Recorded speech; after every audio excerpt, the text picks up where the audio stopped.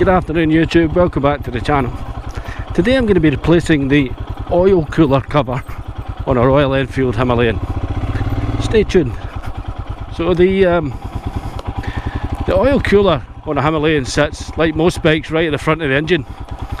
So it can be a little bit vulnerable when you go off-road.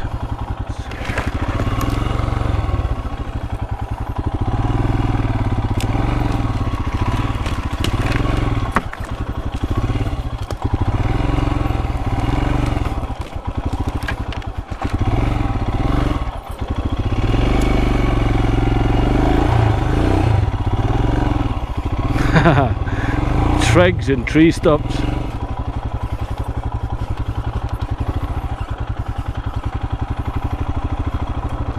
Let's just find somewhere with a little bit of shade. It's really hot today, where I can work on this bike. There we go. Perfect.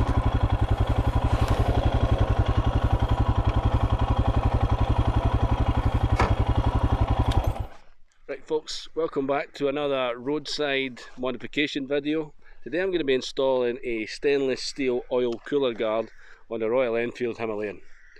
It's a 5-minute job, let's get started.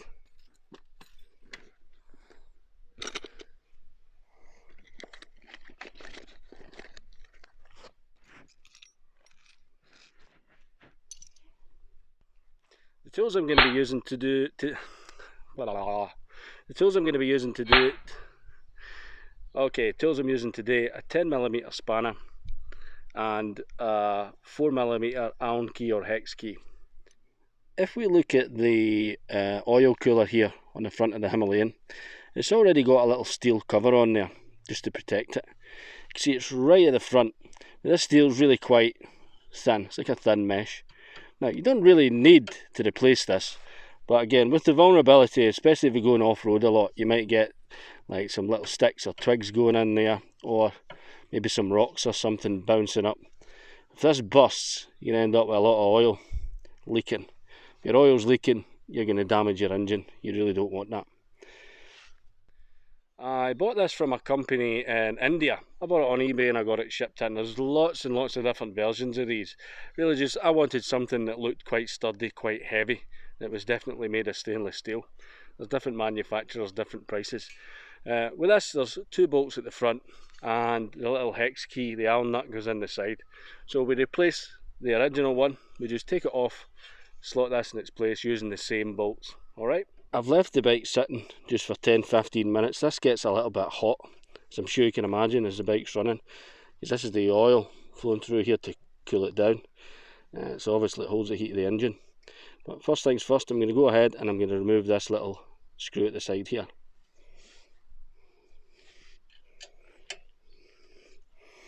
Just going to take that one straight off, keep a hold of it.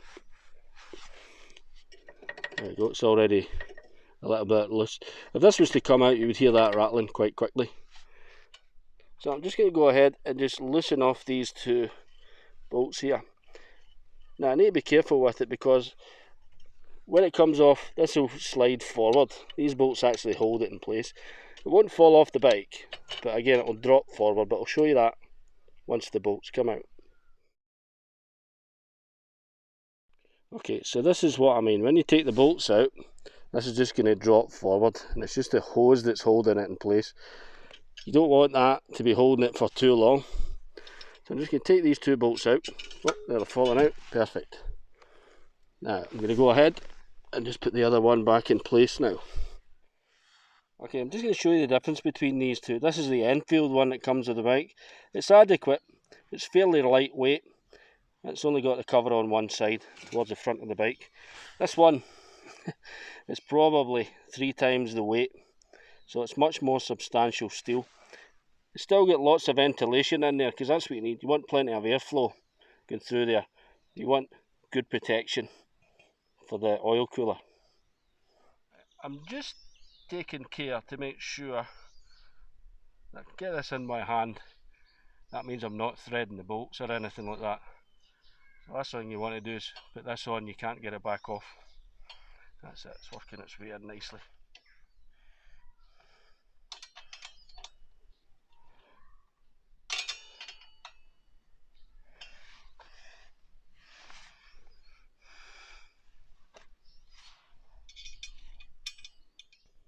Okay, that's it in there, it's tightened up. Now the two bolts are in here, and I've put the little Allen bolt back in here. Now what I've decided to do is I'm going to get one that's a bit longer than that.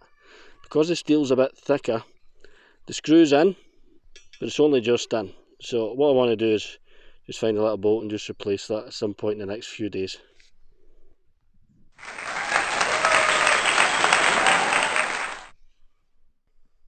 So there we have it, folks, another straightforward easy modification on the Royal Enfield Himalayan, but it's one that might save you a lot of hassle someday. I hope this was useful. If it was, give me a big thumbs up, subscribe down below, and if you want to see another modification video, watch this here. I'll see you in the next one.